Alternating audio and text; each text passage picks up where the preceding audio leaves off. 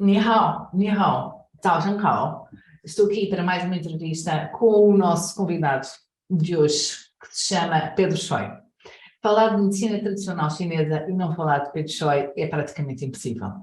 É uma figura com origem asiática, inspirador da nossa sociedade e que eu fiz questão que estivesse presente neste summit porque, pela sua vasta experiência, a sua ligação à China e crescer e desenvolver um negócio em Portugal não é para todos, é só para alguns.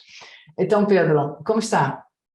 Obrigado, Isabel, pelo convite. É com muito prazer que participo, até porque, e respondendo já de certa forma a algumas das perguntas, eu sou de facto chinês e português, porque sou filho de mãe chinesa e de pai português. Nasci em Macau, numa altura em que Macau estava sob administração portuguesa, portanto eu considero mesmo uma espécie de ponte entre Portugal e a China, em de muitas formas.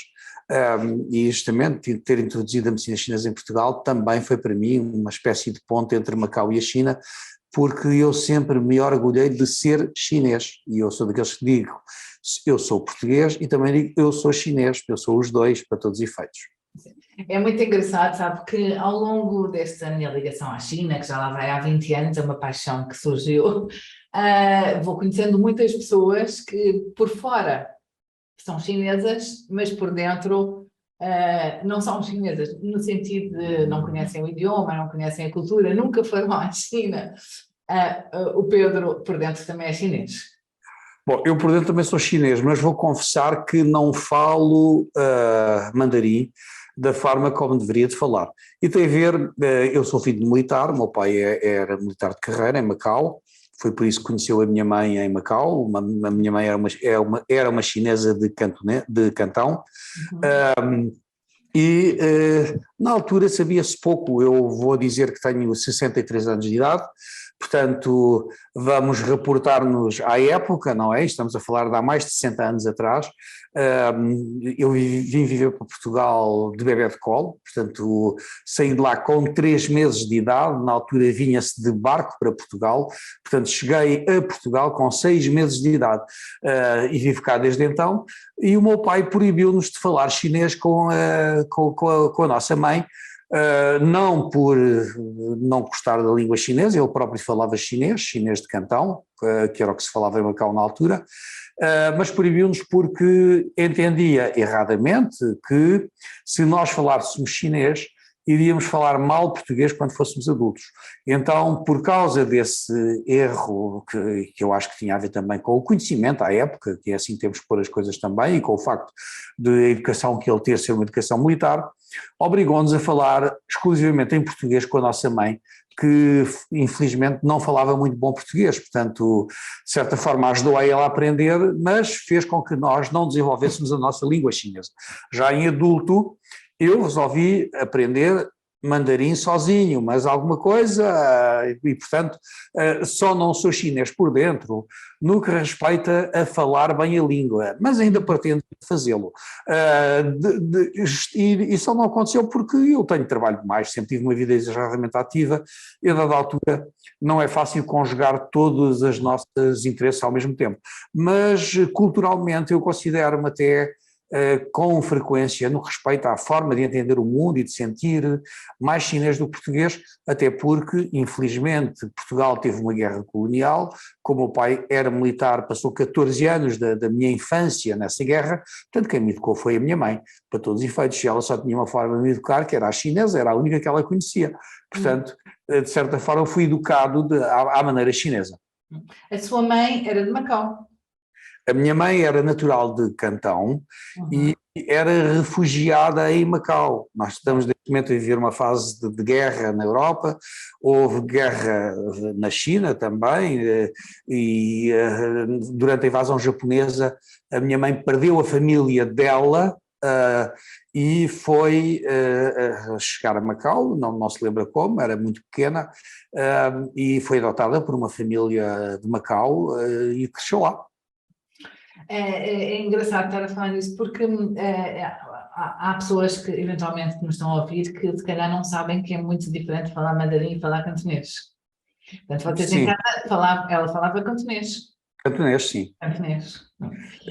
A minha mãe nunca chegou a aprender mandarim, Uhum. justamente porque quando saímos de Macau, praticamente não se falava mandarim em Macau, naquela zona toda, só se falava cantonês. Hum, Engraçado. E o que é que toda a gente sabe, mas vou-lhe perguntar, o que é que faz na vida ao Pedro? Bom, eu sou sobretudo especialista de medicina chinesa, disse sobretudo porque de certa forma também sou empresário e como especialista de medicina chinesa, sobretudo clínico, faço clínica, sou proprietário de um grupo de clínicas e ensinei medicina chinesa em Portugal durante muitos anos e é uma atividade que pretendo vir a deixar de fazer, justamente porque eu durante muitos anos lutei pelo reconhecimento da China no seu global em Portugal e particularmente na área que eu represento, que é a medicina chinesa. Uma das coisas que eu lutei foi pela regulamentação que está feita neste momento. Medicina chinesa e acupuntura são profissões de saúde e de ensino superior controladas pelas mesmas instituições que regulam as práticas de saúde. Estou a falar da IRS, do Ministério da Saúde, etc, etc, etc. Portanto, são professores de saúde e ensino superior. Eu tinha prometido a mim mesmo que quando o Estado português começasse a ensinar medicina chinesa, iria deixar de ensinar, está quase, neste momento o Estado português já ensina acupuntura, em breve esperemos que comece a ensinar também medicina chinesa e aí nós vamos deixar de ensinar, vamos deixar esse papel ao Estado, até porque eu, apesar de ser empresário, não faço coisas apenas por interesses de natureza económico. A própria Universidade de Medicina Chinesa, que foi criada por mim, quando foi criada num modelo que já sabia que era impossível dar lucro, eu fiz porque podia, não é? E por amor à camisola. De certa forma eu tinha uma ideologia, cresci com uma ideologia de fazer reconhecer o bom nome da medicina chinesa e da China, e essa ideologia começa pelo facto de eu ser a única família chinesa do Ribatejo. Nós fomos de Palmeirim em 1960 e ninguém tinha visto um chinês, portanto nós éramos um bocado extraterrestres para as pessoas, sobretudo se pensarmos que a minha mãe se vestia ainda a minha mãe não falava português, vestia-se de uma forma tradicional chinesa, na altura inclusive em Portugal uma mulher andar de calças não era bem visto, ela também usava calças chinesas, claro, e trazia-me a mim às costas, ou seja, naturalmente as pessoas faziam fila e iam atrás dela para a ver, como se agora chegasse aqui um extraterrestre. E portanto, evidentemente que isso desenvolveu depois na escola, a diferença era claramente acentuada, não é? A diferença física, a diferença cultural, e todos nós, eu e os meus 4 irmãos, éramos todos muito bons alunos, graças ao alto nível de exigência por parte da minha mãe e do meu pai, no que respeita a que nós fôssemos excelentes alunos. Pedro, e como é que surgiu na sua vida então a medicina tradicional chinesa? Como é que foi o dia, a inspiração que teve para isso? Bom, a primeira coisa começa logo o que fez o salto, aquilo que fez, a gota d'água que fez transbordar o oceano e que fez que eu fosse estudar medicina chinesa, foi ter estudado medicina convencional, foi ter começado a estudar medicina convencional em Coimbra, no sentido em que eu na altura percebi que o meu cérebro chinês, habituado a ver o mundo de uma forma holística e global, tinha dificuldade em enquadrar-se numa lógica analítica linear como é da medicina convencional. Mas, por outro lado, a minha mãe, não sendo especialista em medicina chinesa nem acupuntora, sempre nos tratou pela medicina chinesa à maneira dela. Da mesma forma que um português, há um ditado português que diz assim, médicos e de loucos todos têm um pouco. E a verdade é que não há ninguém que não saiba que se tiver uma dor de cabeça e tomar paracetamol alivia, que se tiver uma inflamação numa parte do corpo, se tomar um anti-inflamatório alivia. O mesmo acontece na China em relação ao conhecimento de medicina chinesa. Os chineses conhecem sempre algumas ervas, alguns medicamentos à base de ervas tradicionais que se fazia vir da China através de amigos, etc. E até alguns pontos de acupuntura, porque as pessoas pensam às vezes que a acupuntura são agulhas, mas não, a acupuntura são pequenas terminações nervosas que resultam naquilo que nós chamamos pontos de acupuntura, que uma vez estimulados fazem com que o nosso sistema nervoso central façam o corpo agir de certa forma. De uma forma muito rápida, o nosso sistema nervoso central, cérebro e espinal medula, controlam a totalidade do nosso corpo e controlam através de nervos que depois terminam em terminações nervosas. Por sua vez, a estimulação desse tipo de nervos também produzem respostas do sistema nervoso central que ajudam a controlar e modular e harmonizar o funcionamento do corpo. A agulha é a forma mais precisa de estimular esse ponto, mas basta a pressão de um dedo para estimular esse ponto.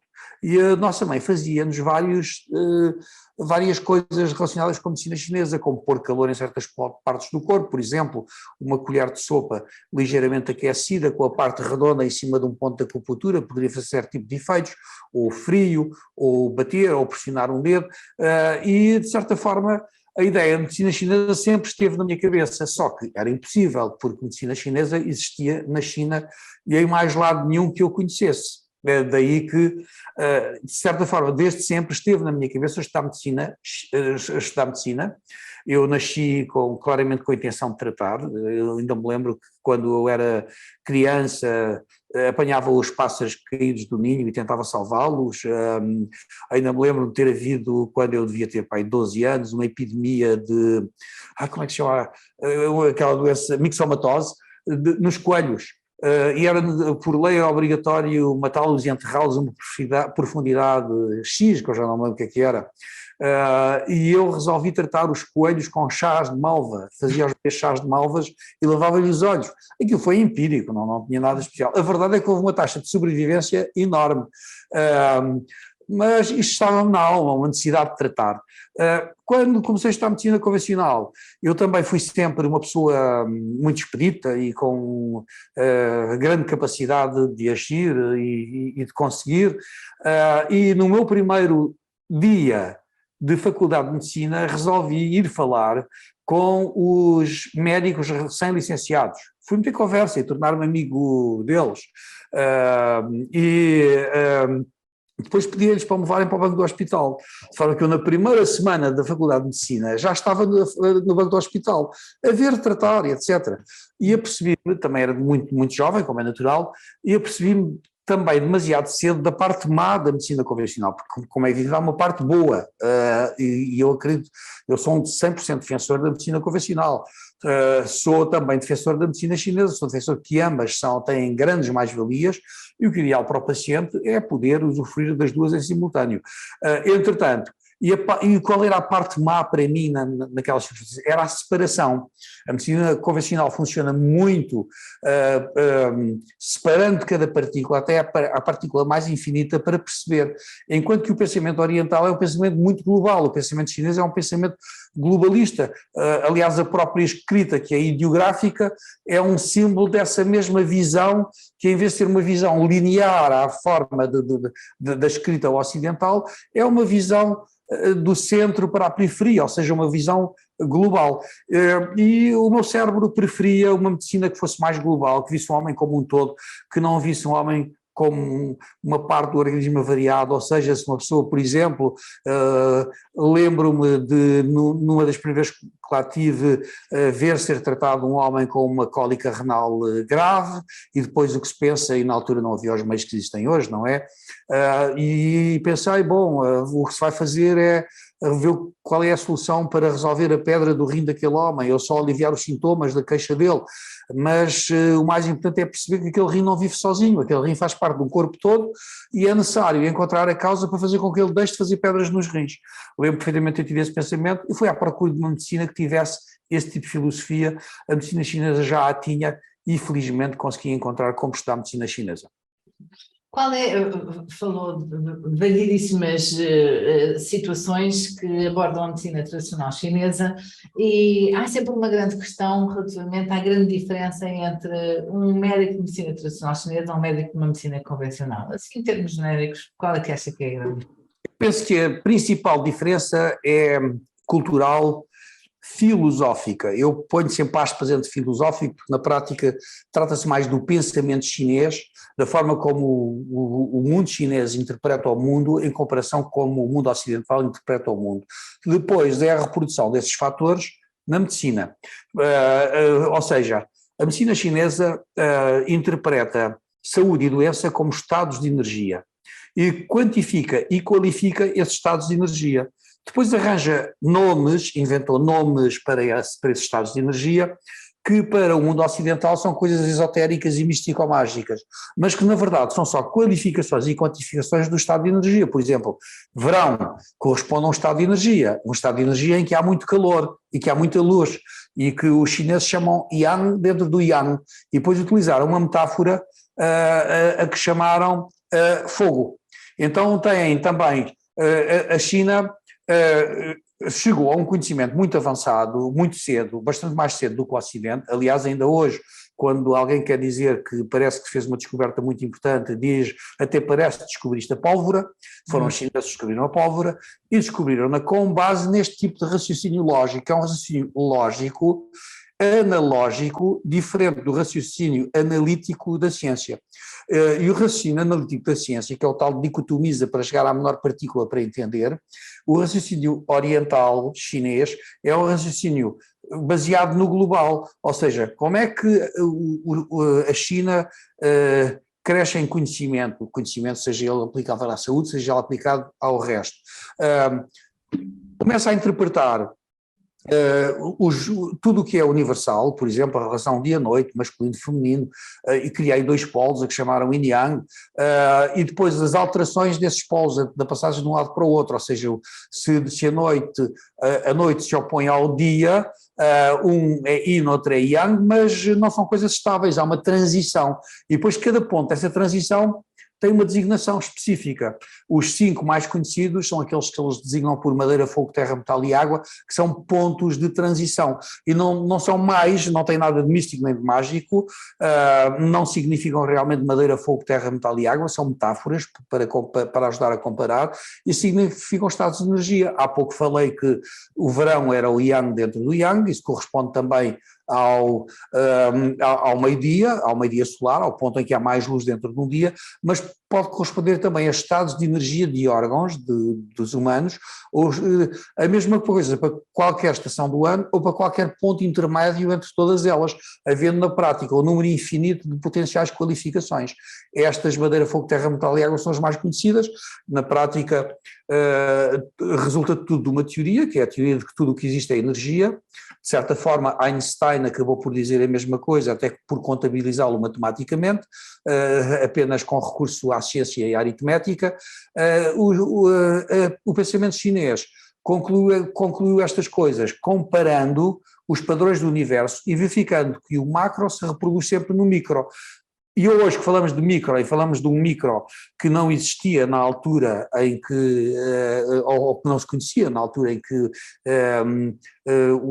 a cultura chinesa inventou esta teoria, e que as coisas são sempre, reproduzem-se sempre, ou seja, na prática, a China encontrou o denominador comum do comportamento do universo e, pegando nesse denominador comum, fez leis de como é que o universo se comporta. E se nós formos verificar agora, hoje em dia, a estrutura atómica, um átomo com o seu núcleo e a sua órbita de eletrões, é extremamente semelhante à estrutura de uma estrela com os planetas à volta. Apenas uma hipermacro e outra hipermicro, tão micro que nem se consegue se ver ao microscópio eletrónico, ou seja, nós ainda não vimos de facto os eletrões, mas sabemos que eles estão lá e que a estrutura desenhada é a mesma de uma estrela com os seus planetas em órbita. Ou seja, e de certa forma, para o pensamento chinês, seria fácil deduzir que existiria este tipo de energia através de apenas os chineses não chamaram-lhe Qi, que significa energia. Se calhar esses Qi são eletrões, estou a especular. E na prática a grande diferença entre a medicina chinesa e a medicina convencional é essa, porque na prática, no respeito a tratar, qualquer uma das duas pode tratar qualquer problema de saúde, umas melhor, outras pior.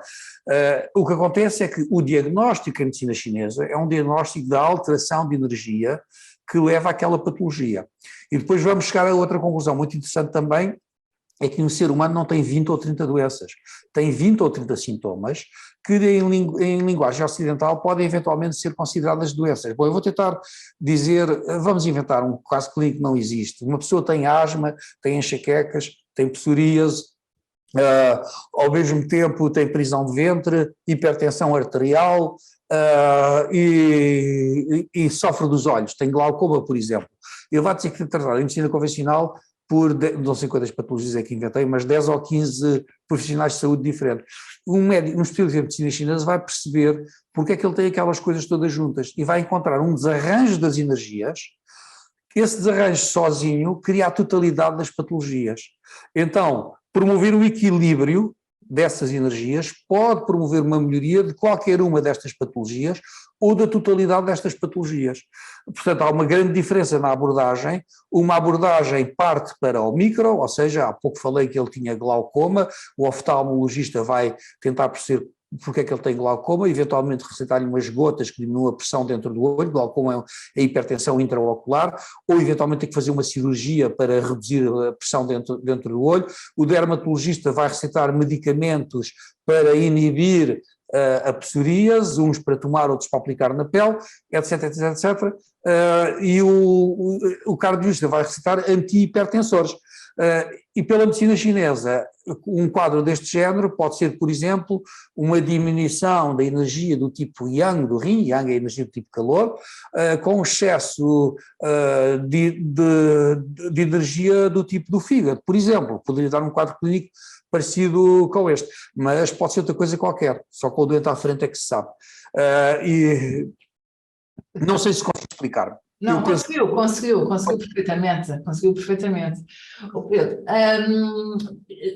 puxando um bocadinho atrás, mencionou que foi fundador e diretor de uma série de clínicas de medicina tradicional chinesa. Quando é que surgiu a primeira clínica? Há quanto tempo é que está a funcionar em Portugal?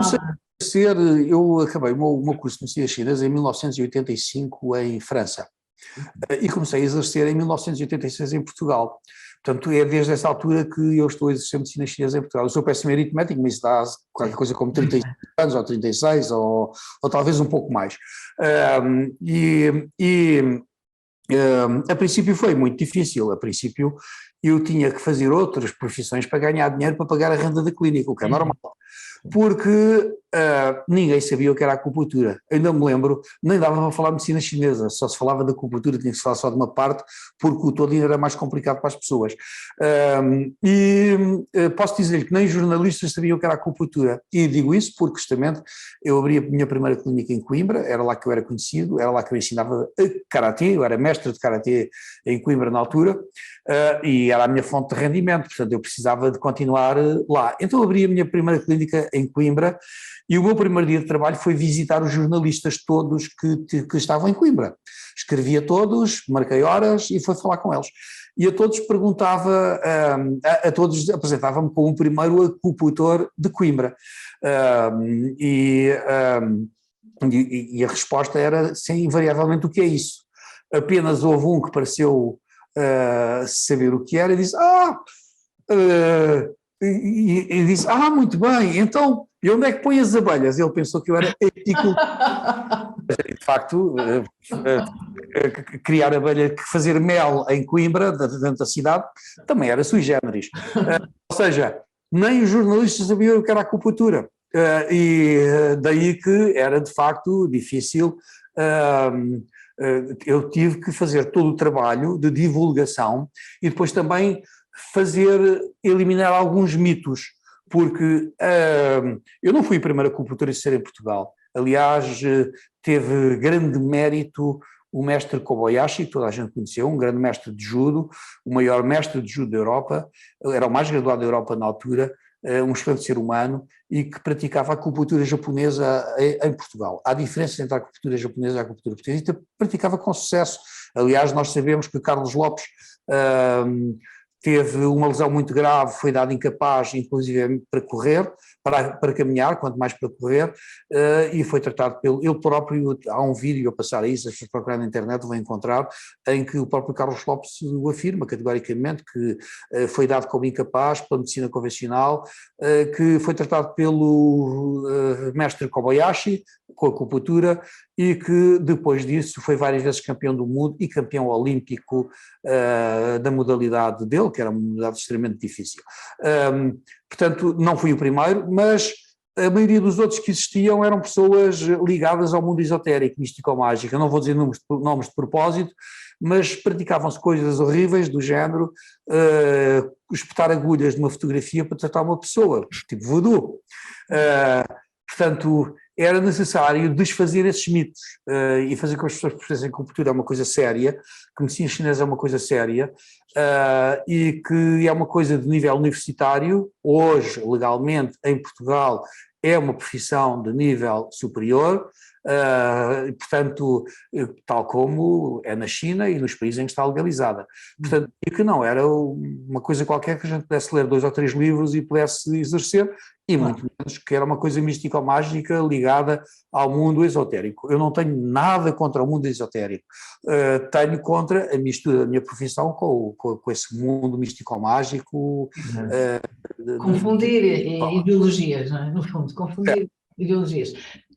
Desde então, quer dizer, então nestes últimos 30 anos, já abriu várias clínicas. Quantas clínicas tem neste momento? Bom, eu cheguei a abrir, tivemos 22 clínicas, 23 se contarmos com uma que era gratuita, que funcionou em Almeirim durante mais de 20 anos. Ultimamente passei por várias crises difíceis e fui obrigado a fechar umas 6 clínicas. Tenho dificuldade de dizer exatamente quantas é que tenho agora, mas penso que são para aí umas 16. E provavelmente irei ter que fechar mais algumas, como acontece um pouco em tudo, não é? Se nós pensarmos nos bancos, fecharam N filiais para se concentrarem o esforço e nós teremos que fazer algo de semelhante. De qualquer das formas, a medicina chinesa está de boa saúde em Portugal e há um crescimento global da medicina chinesa. Eu próprio formei milhares de profissionais que estão a exercer hoje e, como é evidente,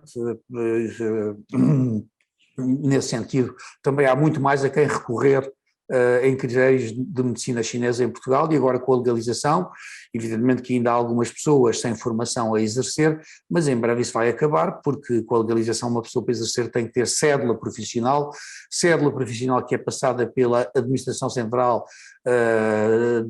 dos Serviços de Saúde, portanto um departamento, ACSS-IP, um departamento do Ministério da Saúde, e há o controlo pelas entidades todas que controlam qualquer outro profissional de saúde.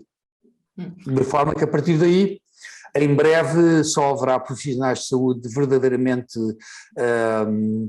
com formação devidamente adequada a exercer a acupuntura e medicina chinesa. Pedro, o seu percurso há 30 anos atrás, ter a coragem para desenvolver, formar, criar clínicas de medicina tradicional chinesa, como diz, as pessoas deviam ficar a olhar para si com um ar muito estranho, vindo de outro planeta, como disse, e muito bem, quando se referiu à sua mãe. Acredito que há algumas pessoas, alguns profissionais da medicina convencional sintam algum desconforto quando olham para o sucesso no fundo, da galinha do vizinho, e muitas vezes pensar que é sempre a maior caninha, como se diz em português, a galinha do vizinho é sempre a maior caninha. No fundo, há alguns profissionais da medicina convencional poderão olhar para si como a galinha do vizinho e vê-la maior que a deles. Sentiu alguma vez na vida alguma pressão nesse aspecto sobre o seu trabalho vindo de médicos de medicinas convencionais? Sim, é verdade. Também houve o contrário, também houve, e começo pela parte positiva, porque é a tal história do copo meio cheio ou meio vazio, e eu gosto de ver as coisas do lado positivo. Começo sempre pelo lado positivo, também tive muito apoio, também tive muitas pessoas, tratei muitas pessoas, muitos médicos, muitos familiares de médicos, muitos professores da Faculdade de Medicina de Lisboa, Porto e Coimbra, portanto, se eles se vieram tratar comigo, como é evidente, é porque confiavam, não é? Mas também houve oposição, houve a princípio vários processos instituídos pela Ordem dos Médicos contra mim e mais recentemente toda uma campanha difamatória contra a minha pessoa, vinda por, e ainda por cima, esta coisa é um peso grave, muito pesado este que se tem, de se ser supostamente a cabeça da profissão. Neste momento já não há uma cabeça da profissão, há muitas cabeças da profissão, no sentido em que tudo o que são agressões vêm todas para cima de mim. Inclusive tive que levar a tribunal um jovem médico que fez bullying informático contra mim, e processei-o por 18 crimes de difamação. O Ministério Público acompanhou a queixa. Para quem não entende direito, isso significa que o Ministério Público achava que eu tinha razão e, portanto, também se queixou nesse sentido, portanto, acompanhou a queixa e já ganhei esse processo em primeira instância. Há um recurso e eu estou convencido que irei ganhar o recurso da mesma forma que ganhei, porque tinha razão de ser. As coisas que as pessoas disseram são ignóbeis. Eu aceito o direito à diferença de opinião, como é evidente, as pessoas têm direito à opinião, eu próprio quero ter a minha opinião e quero ter direito de expressar, mas há muita maneira das pessoas se opinarem, e há formas de se opinarem que são desejáveis, até porque o confronto de ideias pode levar ao esclarecimento público, mas há outras formas que são injuriosas e que não podem ser admitidas numa sociedade de direito, e é isso que aconteceu recentemente. De qualquer das formas, às vezes essas coisas têm uma importância tão grande que nós somos obrigados a ter que parar de trabalhar, a perder dinheiro, a perder pacientes, porque não temos outro remédio quando a nossa honra está a ser posta em causa e a ser ofendida. Nós temos a obrigação de defender a nossa própria honra. E desse lado, eu sou muito chinês também, no sentido em que para o povo chinês a honra é muito importante, a palavra é uma coisa muito importante. Por exemplo, eu fiz em Portugal várias cirurgias com anestesia pela acupuntura e fui acusado publicamente de as ter inventado, de as ter falseado, como se fosse possível. Se procurar, por exemplo, anestesia pela acupuntura Pedro Choi na internet vai aparecer, e eu vou pôr anestesia entre aspas, que não é uma verdadeira anestesia, mas estou a falar para um público geral. De uma forma muito rápida, o paciente está acordado, só não sente dor e pode ser aberto, e a anestesia é muito mais do que isso, é a perda da totalidade das sensações e o paciente está inconsciente. Bom, mas se eu disser de outra forma, se eu disser o termo correto, que é analgesia pela acupuntura, ninguém percebe. Então tenho que usar um termo que os seres humanos entendam. Como eu estava a falar do vídeo de propósito, porque a RTP na altura filmou, eu penso que foi em 1987, não tenho a certeza, 89, qualquer coisa assim, a RTP filmou e passou o filme.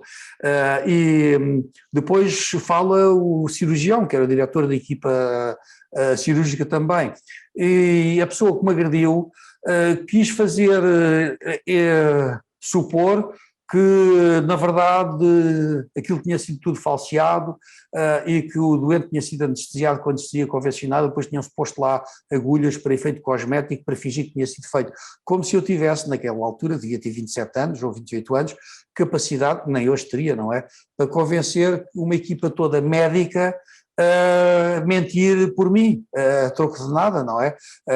Como é que seria possível? Ou seja, eu era a única pessoa não convencional que lá estava, a equipa estava lá, uma equipa de cirurgia normal. A única diferença é que o eliminar da dor para abrir o paciente foi feito com agulhas, na vez de ser feito com anestésicos, com medicamentos anestésicos. E isso aconteceu porque era uma paciente de Coimbra que sofria de uma alergia importante aos anestésicos e não podia ser anestesiada por anestesia convencional. Dentro da sala estava inclusive um anestesista, eu penso que estariam cerca de 20 pessoas, 20 profissionais de saúde, uma equipa cirúrgica normal, com os seus diversos, e estava inclusive um anestesista de just in case, se alguma coisa corresse mal, e de qualquer das formas, e não, como é evidente não foi usado nenhum tipo de medicamento naquele paciente. Há uma coisa que as pessoas não sabem, é que uma das coisas que faz com que a acupuntura funcione é que cada vez que nós colocamos uma agulha, que já expliquei há pouco é uma terminação nervosa, resulta na produção de substâncias químicas que vão produzir efeitos às vezes aparentados aos dos medicamentos. se nós usarmos, por exemplo, medicamentos analgésicos ou anestésicos ou tranquilizantes durante uma anestesia pela acupuntura, eles vão ligar-se aos receptores das mesmas partículas fabricadas pelo corpo. Hoje sabemos só algumas com os nomes chamados do tipo endorfinas, encefalinas e outros, esses medicamentos, ao ligarem-se, diminuem muito a eficácia desse ato de acupuntura. Por essa razão, não se pode dar nenhum medicamento ao paciente para fazer. Eu lembro-me que a paciente teve um pico de hipertensão arterial durante o tratamento, o cirurgião perguntou se poderia dar um fármaco e eu respondi in extremis, enquanto se conseguir é para não dar porque vai diminuir o efeito da acupuntura. E felizmente conseguimos não dar. Eu consegui, há pouco estávamos a falar que a acupuntura são terminações nervosas, que no próprio filme vê-se, nesse filme da RTP, eu fazia massagem em pontos de acupuntura no crânio do paciente, estava justamente a tentar diminuir a pressão arterial e consegui. Incrível. É um exemplo inspirador de alguém que não desiste dos seus sonhos.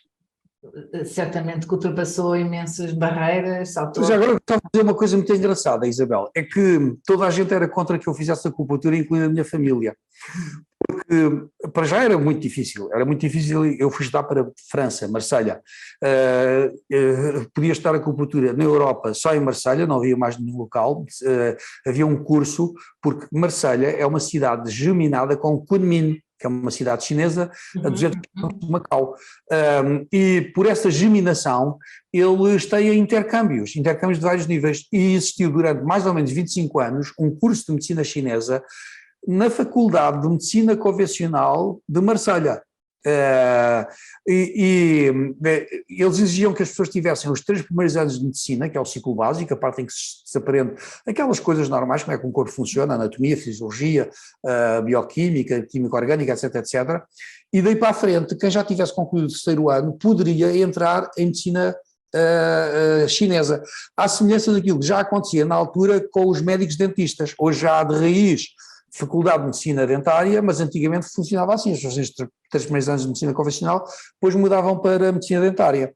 E eles copiaram esse modelo para fazer medicina chinesa, porque, para todos os efeitos, para estudar medicina chinesa é preciso também conhecer como é que funciona o corpo em termos científicos, não é? Isso também se faz hoje e faz parte da aprendizagem de medicina chinesa também.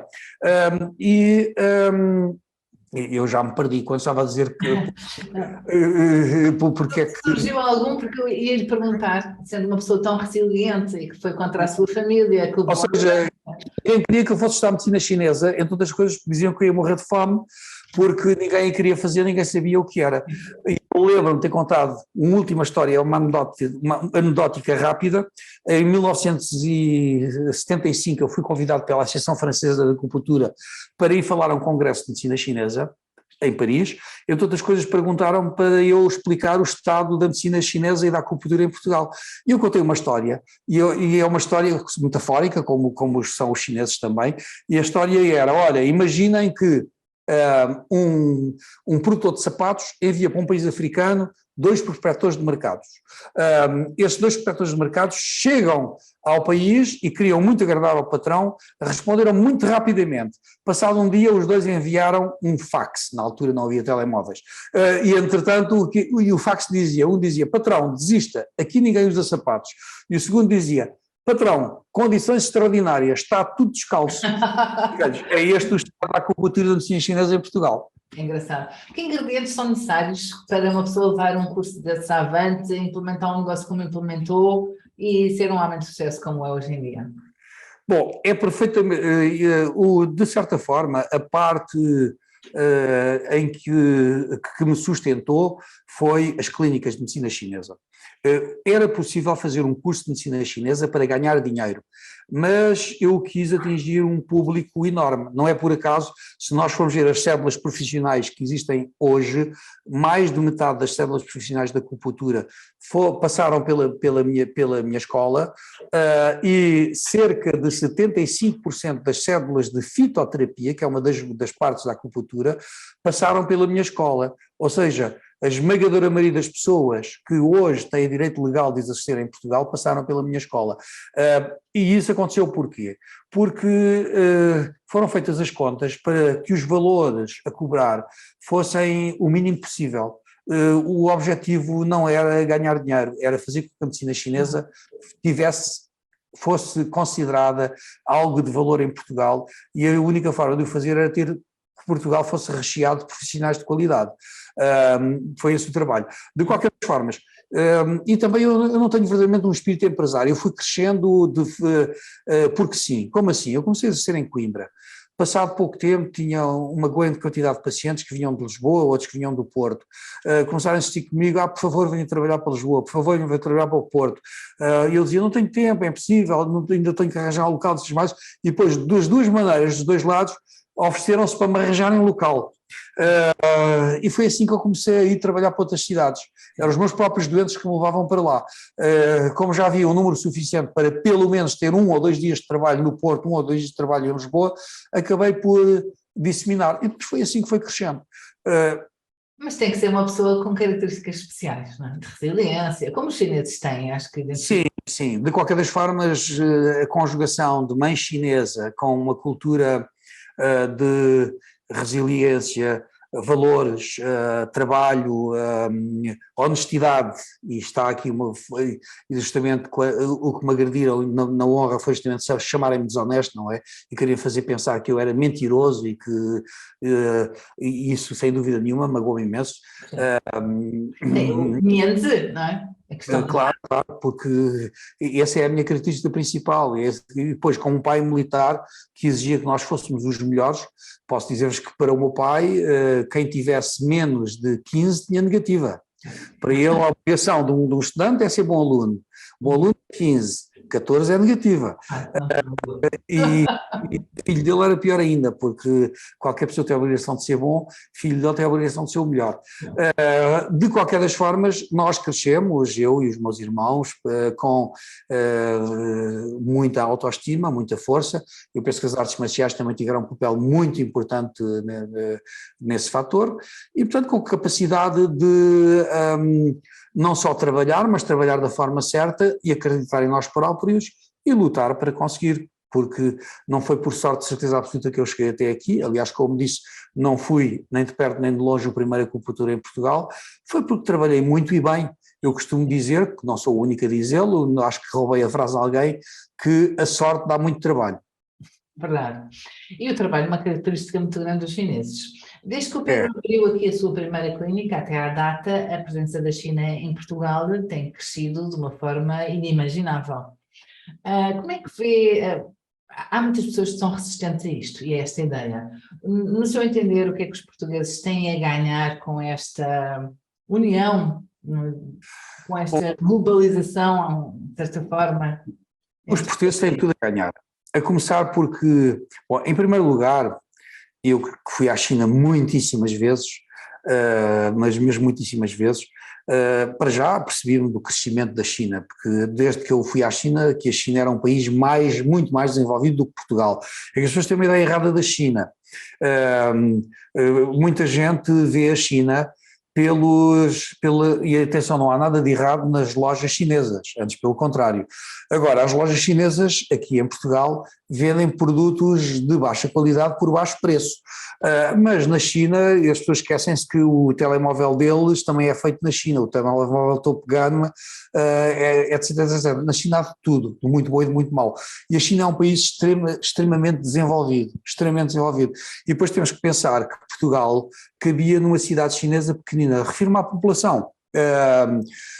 Portanto, Portugal e eu peço desculpa pela palavra, insignificante em termos de potência económica ou militar em comparação com a China. Portanto, Portugal tem tudo a ganhar em ter amizade com a China, na vez de criar oposição. Já agora, e não deve ser coincidência, as mesmas pessoas que lutaram contra mim e que me insultaram e que me tentaram desonrar, também são pessoas que falam muito mal da China, do governo chinês e da própria China em si. Mas a China é um país, eu costumo dizer aos meus amigos que me falam da China, etc., que os chineses nascem todos os dias com mais dinheiro e mais liberdades. É por isso que os chineses são, em média, mais felizes do que os europeus, para não falar dos portugueses. E, portanto, Portugal tem tudo a ganhar da China. E nós, portugueses, precisamos de ter políticos que saibam rodear de assessores que, de facto, saibam falar com a China. O que é que eu quero dizer com isto? É que a cultura chinesa é muito diferente da cultura ocidental. Os chineses não fazem negócios só por dinheiro, fazem-no também por dinheiro, mas fazem negócios também por amizade. E se uma pessoa vai à China tentar conseguir negócios, imaginemos um primeiro-ministro português vai lá, um qualquer, e tenta cativar os chineses para conseguir fazer grandes negócios para Portugal, e depois faz uma carrada de erros diplomáticos de comunicação. Não estou a falar sequer da tradução da língua, estou a falar da tradução da cultura. Muito provavelmente vem de lá com zero negócios. Precisa de se rodear de pessoas justamente que tenham uma cultura mista, com pessoas que venham de Macau, com pessoas que, como a Isabel, que já tem 20 anos de ligação profunda à China, etc., porque é preciso a tradução cultural também, não basta fazer uma tradução económica, porque os chineses não gostam de fazer negócios com pessoas de quem não gostam. Portanto, em primeiro lugar, têm que gostar das pessoas, e depois de gostar das pessoas, estão abertas a ouvir o que é que têm para lhes oferecer. Se não, fingem que sim, fazem o sorriso que nós chamamos amarelo, e dizem que sim senhor a tudo, mas depois dali para a frente não há negócio nenhum. E é uma das coisas que era extremamente importante, era que este país se fizesse rodear, cada vez que fossem à China, não cometessem o erro é muito mais importante levarem pessoas que percebam da cultura e que saibam traduzir a cultura e que saibam adaptar aquilo que a pessoa disse, em vez de fazerem uma tradução ipsis verbis, fazer uma tradução que seja culturalmente bem recebida do lado de quem vai ouvir, para que de facto Portugal possa progredir. Reparem, há pouco disse que Portugal todo junto cabe numa cidade pequenina chinesa. Imaginem o que é um produto português conseguir ser vendido a metade da China. Era o suficiente para Portugal ficar rico. Um produto português ser vendido a metade da China. Sim, verdade. Eu tenho uma grande, não vou dizer guerra, porque não é guerra, mas tenho um grande foco em ensinar mandarim e em fazer com que os meus alunos percebam que devem usar quando aprendem mandarim. E que, nomeadamente, o negociar com a China e entrar no mercado chinês é muito importante para eles também saberem cultura chinesa, história chinesa, diplomacia e ética, como é que é onde lidar, porque realmente é completamente... Justamente. As pessoas pensam que é saber umas palavras e abrir negócio e vender, não é. Na realidade, e o Pedro está a comentar isso agora mesmo, e eu concordo a 100%, que é preciso um trabalho muito grande antes de chegar a vias de factos de emitir faturas, não é? É que os chineses, eu penso que os portugueses confundem os chineses com os americanos. Eu não tenho nada contra os americanos, são culturas diferentes. E um americano, o que lhe interessa é puro e duro, números e mais-valia. Não é isso que interessa a um chinês. Antes de ele chegar a fazer essas contas de mais-valias, ele primeiro tem que gostar da pessoa que está à frente dele. E se não gostar, vai fingir que ouve e não ouve. E, portanto, daí que há esta necessidade que o povo português ainda não percebeu, e nós já tivemos muitas visitas de representantes do governo chinês, do governo português à China, com praticamente zero sucesso, e peço desculpa de dizer estas coisas assim, que não se sintam ofendidos do outro lado. Às vezes cada um com a sua cultura consegue perceber, com o seu conhecimento, consegue perceber os erros dos outros em tudo, não é? Cada um na sua área. Eu, por exemplo, sou um péssimo músico, se eu tocar música e cantar, um músico profissional vai ver montes de erros meus, é natural, mas eu pelo menos não me assumo como músico, já é qualquer coisa de positivo nesse sentido. Portanto, isto tudo vem a propósito de querer dizer, e lá estou eu com metáforas, é o meu lado chinês, sempre a comparar, que Portugal tem tudo em aliar-se à China, tem tudo a ganhar em conseguir ser reconhecido pela China. E uma coisa que é muito importante dizer é que há muita gente que discorda do governo chinês, tem todo o direito de discordar. Eu, pessoalmente, acho que o atual governo chinês é o melhor governo para a China. E vou mais longe, é também aquilo que pensa a esmagadora maioria do povo chinês. E se as pessoas têm dúvidas, perguntem aos chineses que estão cá, ninguém os coíbe de dizer a verdade, e vão ver o que eles lhes dizem. Verdade. E é essa a verdade nua e crua. É que, evidentemente, que eu defendo a democracia na Europa, a democracia que existe na Europa, mas a democracia também tem defeitos, não há perfeição. Pois não.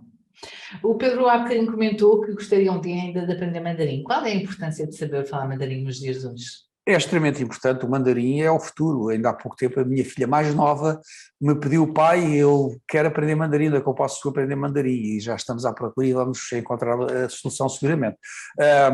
Justamente porque a China está a crescer de uma forma muito grande, eu não vou dizer que é a maior, vou dizer que é uma das maiores potências mundiais, economicamente e militarmente. Portanto, é um país que não podemos esquecer que existe. Uhum. Falar uma língua é uma forma importantíssima.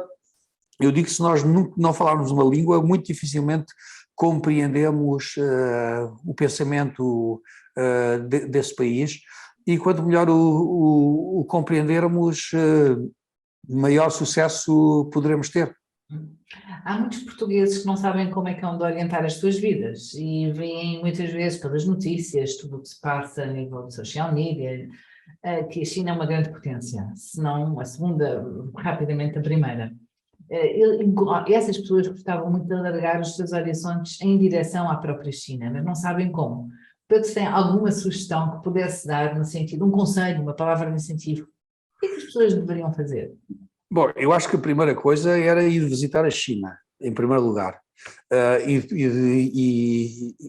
no sentido de virem de lá boquiabertos, que é o que vai acontecer, porque as pessoas têm uma ideia, pensam que vão encontrar a miséria e vão encontrar a riqueza, e vão encontrar grande desenvolvimento. E depois, evidentemente, tudo o que puderem, se conseguirem e tiverem tempo para aprender a língua chinesa, é uma super mais-valia, sem dúvida nenhuma. E em terceiro lugar, é rodearem-se de conhecimento relacionado com a China, é ler. Hoje em dia a comunicação está à distância de um clique de computador, portanto é muito fácil obter informação e participar em tudo o que for possível relacionado com a China. Quanto aos empresários ou aos portugueses que têm empresas, seja do que for, podem e devem ir às feiras chinesas a expor. Aliás, basta conseguir, eu lembro-me de uma vez, Portugal é o maior produtor de cortiça, um amigo meu chinês uma vez telefonou-me desesperado que precisava de cortiça para um empresário chinês que tinha pegado na moda na zona onde ele construía pisos de cortiça. E posso dizer-vos que eu que não percebo nada disso, não sou empresário, mas fui ajudar um amigo, não sou empresário de cortiça, não é? Pus a minha equipa a contatar os produtores de cortiça de Portugal e chegou-se à conclusão que a cortiça toda portuguesa, que é o maior produtor de cortiça, não chegava para aquilo que aquele empresário queria comprar. Portanto, ou seja, o que eu estou a querer dizer é sempre isto: a China é uma dimensão tão grande que se nós conseguimos colocar lá um produto, vai ser logo aos milhões de unidades, aos milhões de dinheiro. E uma das coisas que me entristece como português, eu sou português e chinês, como costumo dizer, é vou a um supermercado chinês, vejo lá vinho australiano, vejo lá vinho de fraca qualidade da África do Sul, e não vejo lá vinho português, percebem? Enquanto Portugal tem vinhos de alta qualidade, e os portugueses têm esse defeito. Peço desculpa, eu também sou português, mas nós temos que saber entender as mais-valias e as menos-valias, porque se nós nos percebermos bem, conseguimos melhorar. Os portugueses são maus em marketing. E os nossos vinhos, o nosso azeite, podia ser vendido na China, e nós poderíamos, se pegar a totalidade do que a gente produz não chega, vamos ter que aumentar a produção. Isso é totalmente impossível. Por isso, empresários, peguem vocês, vão às feiras, levem os vossos produtos, levem uma pessoa que traduza não só a língua, mas também a cultura, de preferência uma pessoa que esteja meio caminho entre as duas culturas. Eu não posso, tenho trabalho a mais, portanto não me estou a oferecer, mas há muitos mais, como eu, gente que veio de Macau, ou gente que aprendeu a língua portuguesa em Portugal e que ensina e que tem essas mais-valias, e digam ao vosso tradutor para não vos traduzir ipsis verbis, digo isso porque a obrigação do tradutor é traduzir exatamente aquilo que o outro disse, mas há circunstâncias em que um erro pode estragar o negócio todo. Eu vou lembrar de um ao contrário, e muito rapidamente, e não digo mais acerca disso. Lembro-me de, uma vez aqui em Portugal, um membro do governo chinês esteve aqui numa organização que foi organizada por mim, e dizia em chinês, ok? E dizia em chinês, aqui em Lisboa, Espanha, ok? Ele dizia essa frase, aqui em Lisboa, Espanha, dizia umas 7 ou 8 vezes, em chinês. Mas o tradutor, que é meu amigo, é uma pessoa que eu conheço e que é chinês, mas que viveu em Portugal há muitos anos, disse todas as vezes a primeira vez que eu ouvi aquilo, fiquei logo assustado. Mas os outros todos não sabem chinês, não perceberam nada. Mas ele traduziu sempre, aqui em Lisboa, Portugal, ok? Ou seja, não se pode traduzir ipsis verbis para um lado ou para o outro. É preciso traduzir aquilo que for politicamente correto e diplomaticamente correto. Isto se queremos que quem nos paga a tradução tenha sucesso. Passar a mensagem, não é? Passar a mensagem. Ou seja, o outro enganou-se, ele não sabia, era a primeira vez que estava em Portugal, era um membro do governo português. Portugal, como eu disse, é um país pequenino, para todos os efeitos, cabe numa pequena cidade chinesa. Muita gente confunde Portugal com Espanha, esta é a realidade nua e crua, quer os portugueses gostem, quer não gostem, não é? E era o caso daquele membro do governo chinês, ele não sabia que Portugal era um país independente pelos vistos, não é? Por isso é que ele dizia Lisboa, Espanha. Mas o tradutor teve a inteligência emocional para fazer uma tradução diplomática, se ele tivesse traduzido aqui Lisboa, Espanha, se toda a gente ia ficar muito zangada com aquele... Oh Pedro, no seu entender, o que é que todos nós, como seres humanos, procuramos, independentemente da raça, do crédito, da idade, do sítio onde vivemos neste planeta? Bom, os seres humanos todos procuram ser felizes. O problema é que a noção de felicidade é muito diversa e às vezes inclui muitos falsos valores. Os valores da falsa aparência, por exemplo, e que levam as pessoas às vezes a perderem-se no caminho. Ou seja, em vez de procurarem em ser, procuram parecer. Ou ter, não é? Ou ter.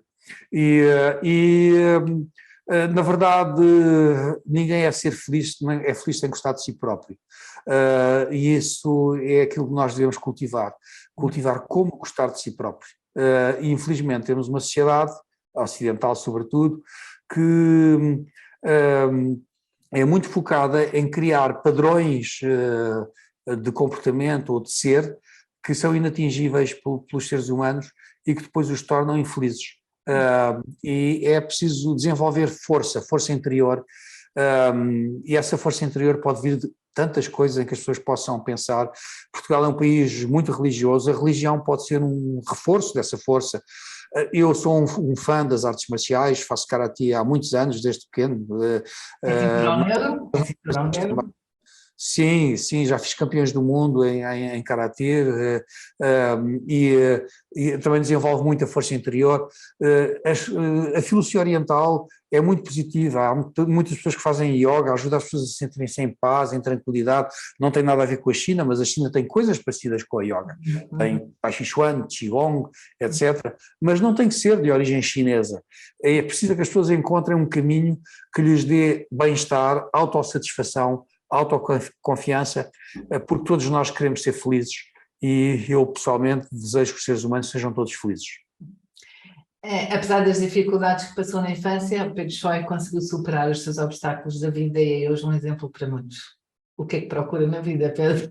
acabou de me dizer, mas Bom, sim, eu procuro ser feliz para todos os efeitos e procuro tornar felizes as pessoas que vivem à minha volta. E já agora também quero converter os meus inimigos à felicidade, porque se eles forem felizes deixam de ser meus inimigos ou inimigos de quem quer que seja. e assim terminamos esta conversa entre nós os dois, que foi muito elucidativa, muito explicativa, bastante rica do ponto de vista de muitas dúvidas que as pessoas têm sobre a China, a medicina tradicional chinesa, o que é que os chineses fazem em Portugal, a dimensão da China, o que a China pode ajudar nós, os portugueses, a crescermos e evoluirmos e vice-versa. E agradeço-lhe, Pedro, a sua participação, tudo o que partilhou aqui connosco, muito rico e valioso e que vai ficar, com certeza, com grandes insights nas nossas cabeças e nos nossos corações. Obrigada, Pedro. Eu é que agradeço.